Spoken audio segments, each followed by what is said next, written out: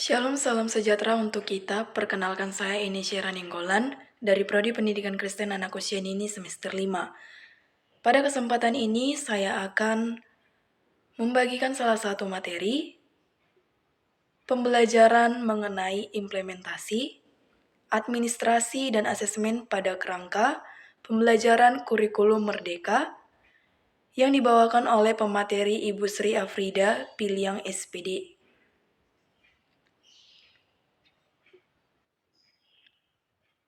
Dalam tahapan kerangka pembelajaran, paradigma baru bahwasannya kerangka kurikulum merdeka ditujukan pada pendidikan nasional atau yang disebut sebagai profil pelajar Pancasila.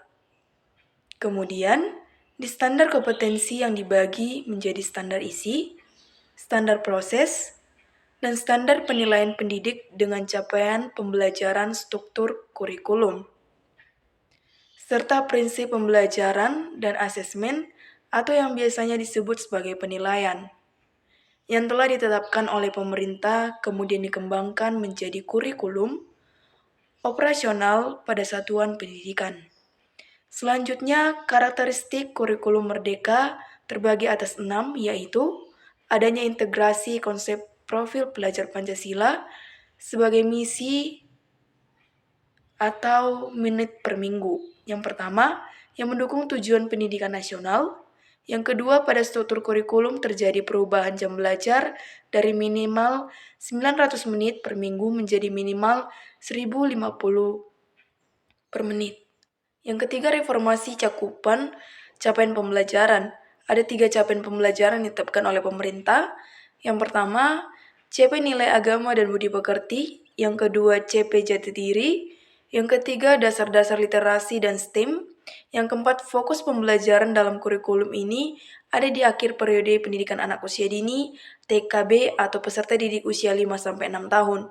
Yang kelima, adanya konsep kurikulum operasional sekolah. Yang keenam, dirumuskannya konsep, prinsip pembelajaran dan asesmen pada pembelajaran dengan paradigma baru ini dengan memiliki prinsip pembelajaran pada anak usia dini.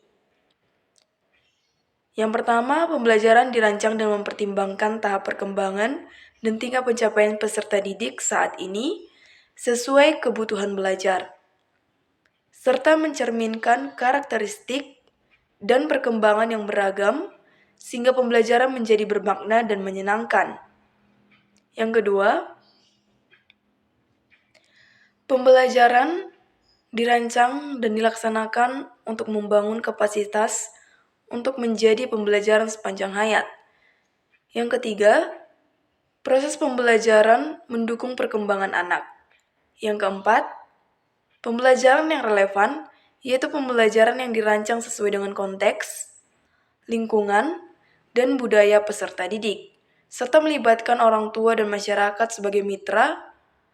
Dan yang kelima, pembelajaran berorientasi pada masa depan yang berkelanjutan. Profil pelajar Pancasila adalah jawaban untuk pertanyaan seperti apa karakteristik pelajar Indonesia.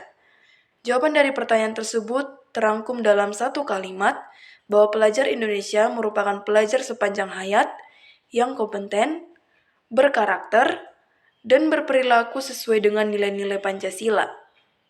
Munculnya 3 elemen CP di akhir pendidikan anak usia dini adalah sebagai fondasi awal dalam serangkaian perjalanan yang dirancang oleh kurikulum untuk mencapai profil pelajar Pancasila.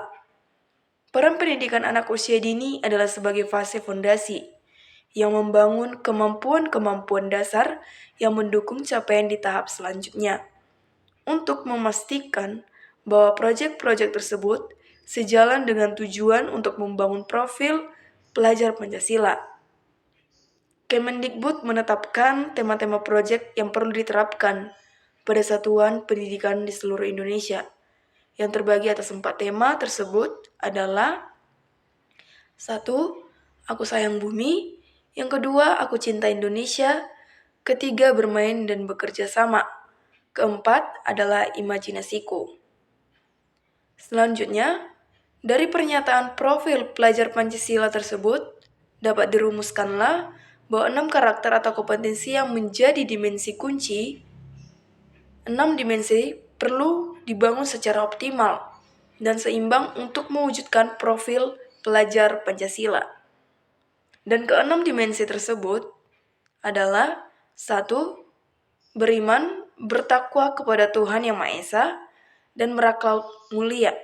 Yang kedua, berkebinekaan global. Yang ketiga, bergotong royong. Keempat, mandiri. Kelima, bernalar kritis. Dan keenam, kreatif. Keenam dimensi secara holistik dapat dilihat pada bagian di bawah ini dan dikembangkan sesuai dengan pendekatan pembelajaran untuk konteks pendidikan anak usia dini. Bagian profil pelajar Pancasila, ekstrakurikuler, kegiatan atau pengalaman, Merdeka Belajar, proyek penguatan profil, serta pelajar Pancasila dan budaya kerja di dalam tahapan ekstrakurikulernya. Pada jam belajar, saat sedang mengerjakan proyek pelajar Pancasila dari buku ke-6, kalau sedang mengerjakan proyek pelajar ini, ibu guru dan anak-anak dapat fokus mengerjakan proyek mulai dari jam 8 sampai jam 11.30 setiap hari selama seminggu dengan urutan kegiatan tidak mengikat. Artinya, guru dapat menyesuaikan situasi dan kondisi di satuan pendidikan anak usia dini masing-masing. Sebagai contoh, di kegiatan hari pertama dan hasil curah pendapat diperoleh 4 rencana kegiatan main seperti detektif sampah, memilah sampah, menghias dan melabelkan botol, dan membawa ekoenzim jika seandainya di hari kedua terlihat sebagian anak masih sangat seru bermain detektif sampah dari awal hingga akhir hari. Maka sebaiknya anak tidak dipaksa dan ditarik untuk membuat ekoenzim. Kegiatan membuat ekoenzim dapat dilakukan terhadap sebagian anak yang tertarik. Untuk alokasi waktu kegiatan proyek tidak ditentukan, tergantung kebutuhan pembelajaran di sekolah. Selanjutnya, kurikulum operasional sekolah atau kurikulum operasional disebut sebagai kurikulum yang dikembangkan sendiri oleh satuan pendidikan dalam pengembangannya. Di satuan pendidikan, misal satuan pendidikan anak usia dini, memiliki otonomi untuk menentukan kurikulum operasionalnya sendiri dengan mempertimbangkan karakteristik lingkungan satuan PAUD, tetapi dengan tetap mengacu pada struktur minimum kurikulum yang ditetapkan oleh pemerintah.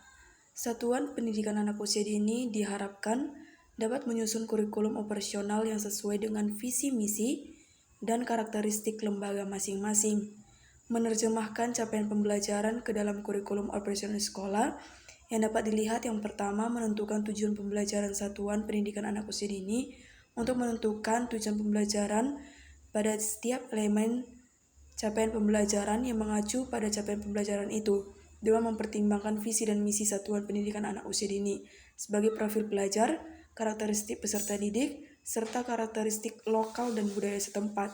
Selanjutnya, hubungan capaian pembelajaran dan kurikulum operasional sekolah. Setiap satuan PAUD perlu merancang kurikulum operasional sekolah untuk mengantarkan setiap peserta didik yang ada dalam satuan PAUD untuk sampai pada capaian pembelajaran di akhir periode pendidikan anak usia dini. Meskipun demikian, tiap satuan pendidikan anak usia dini memiliki kemerdekaan untuk menentukan kurikulum operasional sekolahnya masing-masing berdasar visi misi lembaga, karakteristik lembaga dan budaya setempat. Selanjutnya, kurikulum operasional sekolah atau kurikulum operasional disebut sebagai kurikulum yang dikembangkan sendiri oleh satuan pendidikan dalam pengembangannya. Di satuan pendidikan, misal satuan pendidikan anak usia dini, memiliki otonomi untuk menentukan kurikulum operasionalnya sendiri dengan mempertimbangkan karakteristik lingkungan satuan PAUD, tetapi dengan tetap mengacu pada struktur minimum kurikulum yang ditetapkan oleh pemerintah. Satuan pendidikan anak usia dini diharapkan dapat menyusun kurikulum operasional yang sesuai dengan visi misi dan karakteristik lembaga masing-masing, menerjemahkan capaian pembelajaran ke dalam kurikulum operasional sekolah yang dapat dilihat yang pertama menentukan tujuan pembelajaran satuan pendidikan anak usia dini untuk menentukan tujuan pembelajaran pada setiap elemen capaian pembelajaran yang mengacu pada capaian pembelajaran itu dengan mempertimbangkan visi dan misi satuan pendidikan anak usia dini sebagai profil pelajar, karakteristik peserta didik, serta karakteristik lokal dan budaya setempat. Selanjutnya, hubungan capaian pembelajaran dan kurikulum operasional sekolah. Setiap satuan PAUD perlu merancang kurikulum operasional sekolah untuk mengantarkan setiap peserta didik yang ada dalam satuan PAUD untuk sampai pada capaian pembelajaran di akhir periode pendidikan anak usia dini. Meskipun demikian, tiap satuan pendidikan anak usia dini memiliki kemerdekaan untuk menentukan kurikulum operasional sekolahnya masing-masing berdasar visi misi lembaga, karakteristik lembaga dan budaya setempat. Selanjutnya, contoh tujuan pembelajaran dalam capaian pembelajaran jati diri anak memiliki sikap positif dan berpartisipasi aktif dalam menjaga kebersihan, kesehatan, atau nutrisi dan olahraga, dan keselamatan diri. Anak dapat mengenali, mengelola, mengekspresikan emosi diri, serta membangun hubungan sosial secara sehat.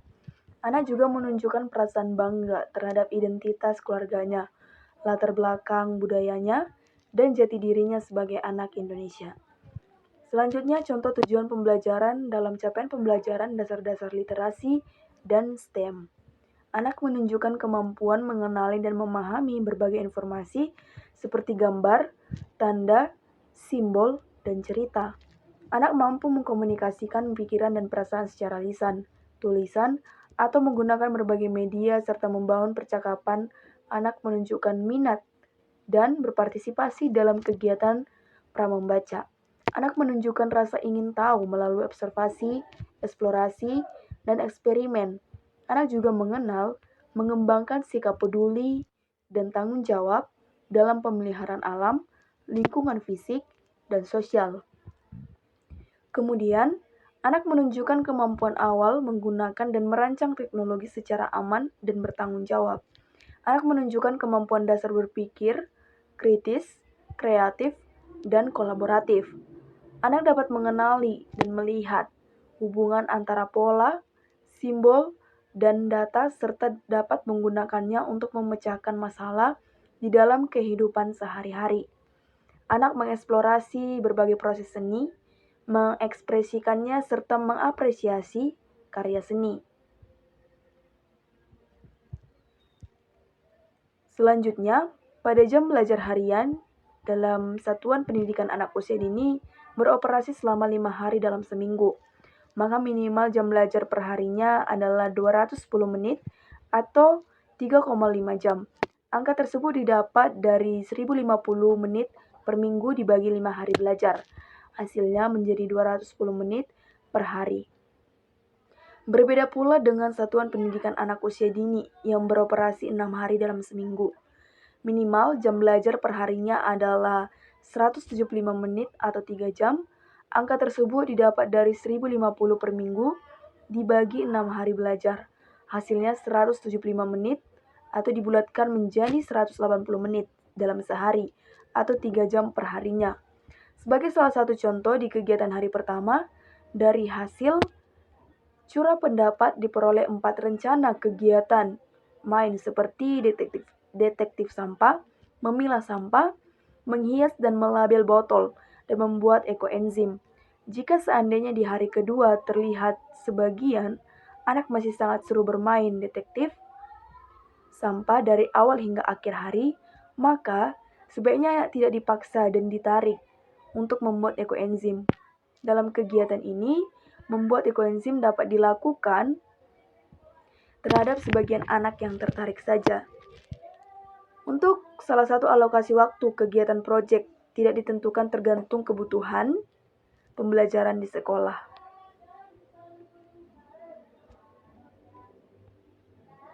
Prinsip pembelajaran pada pendidikan anak usia dini yaitu pertama prinsip asesmen yang dibagi menjadi 1. Asesmen merupakan bagian terpadu dari proses pembelajaran, memfasilitasi pembelajaran, dan menyediakan informasi yang holistik sebagai umpan balik untuk guru, peserta didik, dan orang tua, agar dapat memandu mereka dalam menemukan strategi pembelajaran selanjutnya. Yang kedua, asesmen itu dirancang dan dilakukan sesuai dengan fungsi asesmen dengan keleluasaan agar dapat menentukan teknik dan waktu pelaksanaan asesmen, sehingga tujuan pembelajaran menjadi efektif. Dan yang ketiga, asesmen dirancang secara adil, proporsional, valid, dan dapat dipercaya atau reliable untuk menjelaskan kemajuan belajar dan menentukan keputusan tentang langkah selanjutnya. Selanjutnya yang keempat, laporan kemajuan belajar dan pencapaian peserta didik bersifat sederhana dan informatif. Informasi yang bermanfaat tentang karakter dan kompetensi yang dicapai, serta strategi tindak lanjutnya. Yang kelima, hasil asesmen digunakan oleh peserta didik, pendidik, tenaga kependidikan, dan orang tua sebagai bahan refleksi untuk meningkatkan mutu pembelajarannya. Baik, sekian hasil dari video resume saya yang dapat saya sampaikan dari pemaparan materi yang telah diberikan oleh pembicara. Saya ucapkan terima kasih dan shalom.